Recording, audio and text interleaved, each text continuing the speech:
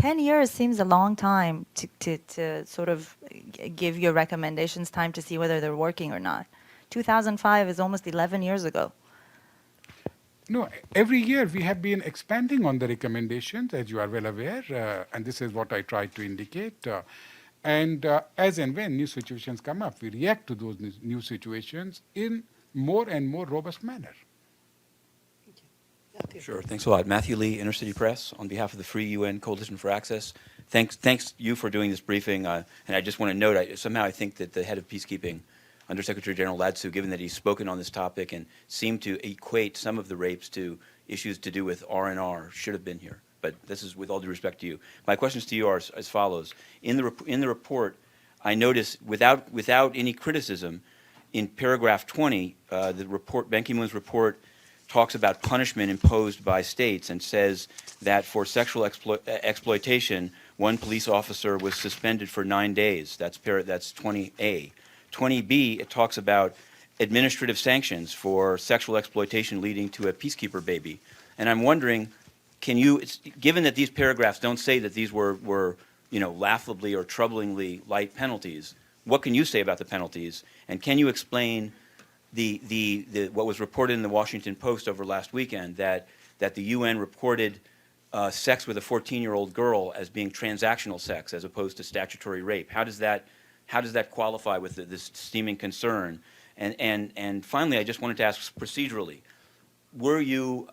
I'd heard that you did something with UN TV on Wednesday, and I'm eager to see it, but there was also some stories talking about an unnamed official previewing this report. I wanted to know whether that's you and whether you believe that the embargo on this report was broken in an article that was published yesterday evening, and if so, whether you or the UN Peacekeeping played any role in providing the report out of embargo for more positive coverage.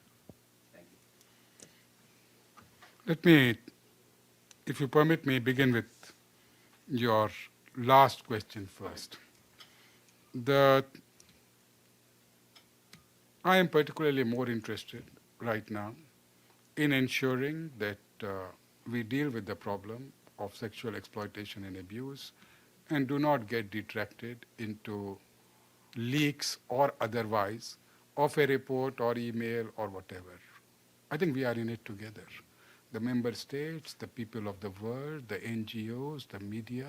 I think together we have a responsibility to make sure that in those countries where we go to provide security, to provide assistance, we do not allow our people to prey on the vulnerable people.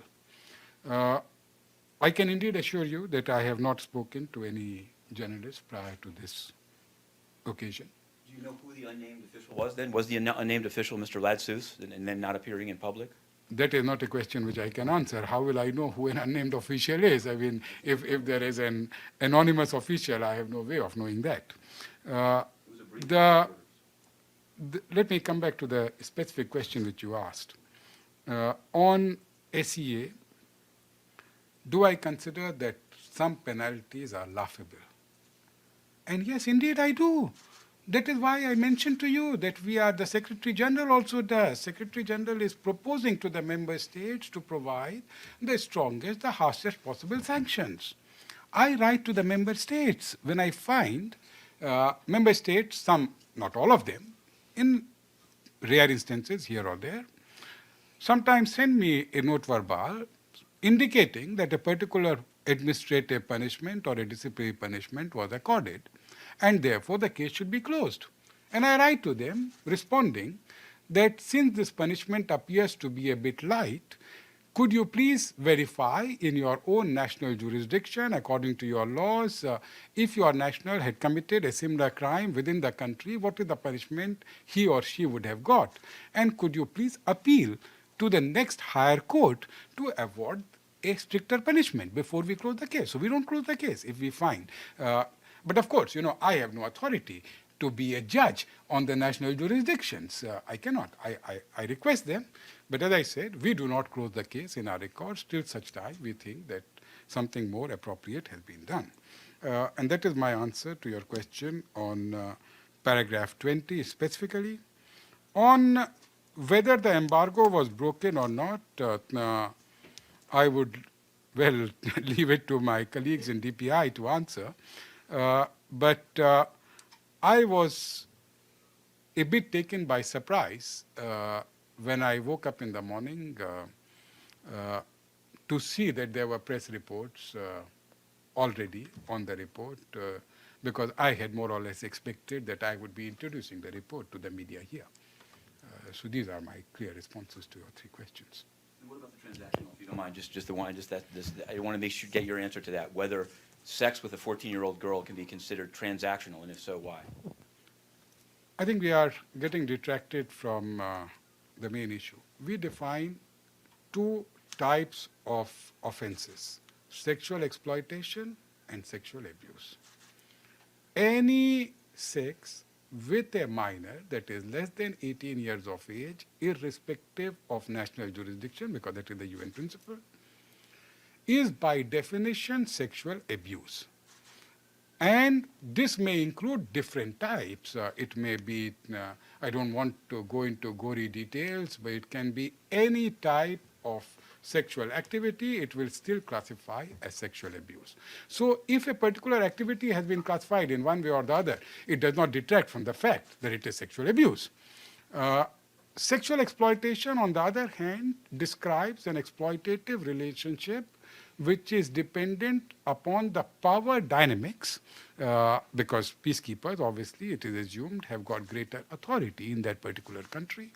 So it is a relationship which is exploitative in nature, determined by power dynamics, and therefore relates to essentially relations between adults, activities between adults.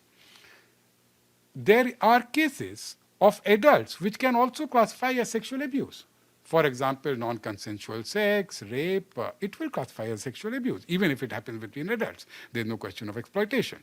So that is how we look at the two issues of sexual exploitation and sexual abuse, and that is how we will follow up. I mean, any action with a child, I can share with you. I've personally heard when a few weeks ago I saw a case of a 13-year-old girl who, there is no question of non-consensual sex. I mean, there can be no consent below the age of 18 years by definition, and who was left with a pregnancy. I think I'm ashamed, to call myself a peacekeeper on some of these days when I see cases like this. But yes, what we need to do is not to detract from the good work which is done by hundreds of thousands of peacekeepers. We need to find these culprits who bring a bad name to peacekeeping, who actually create problems within the country in which they find themselves, and most importantly, who destroy young, innocent lives. And we need to punish them in such a manner that nobody else in the future will ever think of doing that. And this is what we'll keep on following up with the member states. It will be a long haul, but we'll do that.